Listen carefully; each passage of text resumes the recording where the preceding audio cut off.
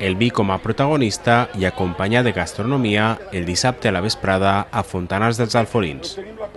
El món del vi, així s'anomena esta fira anual, que enguany ha estat la 7a edició i que va congregar a un bon grapat de veïns i visitants. La fira va estar inaugurada per la directora general de Comerç i Consum, Sílvia Ordiñaga, Máximo Caturla, diputat d'Economia i Hisenda, Filiberto Tortosa, president de la Mancomunitat, a més de per l'alcalde del municipi, Vicent Rivera. Les autoritats van visitar els estands situats a l'avinguda Comte Salvatierra, que oferia diferents vins de la zona. Les bodegues de Fontanars, Moixent o la Font de la Figuera portaren els seus caldos per donar-los a degustar al públic i, com no, per vendre. A banda, embotits, formatge, pernil, sobrassada o rebosteria dolça i salada conformaren aquesta fira on els visitants pogueren tastar tant el vi com el menjar amb uns tiquets per degustar. Esta és una bona opció per promocionar els productes de la zona.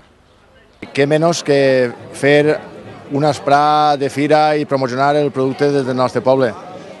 Evidentment, tots volguérem que això, no sé, rebentar com si fos la Fira del Riu de València. No es pretén rebentar la Fira de València, però sí que diguem que València té que tindre en compte els fontanars en el tema del vi, perquè estan esforçant-se, està tinguent, no sé, un èxit el vi del Contonat. Estem parlant també de lo que és el poble de Font de la Figuera i Moixent, que també les seues bodegues també ens acompanyen.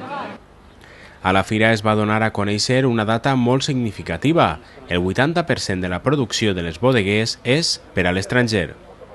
Muchas veces son productos que son más valorados fuera que dentro y nos encontramos que cualquiera de las empresas que aquí están exponiendo nos dicen que prácticamente el 80-90% de su producción la están exportando a países terceros, sobre todo a países nórdicos, escandinavos y también a países eslavos y por supuesto a Rusia y a Ucrania y países también de la antigua Unión Soviética.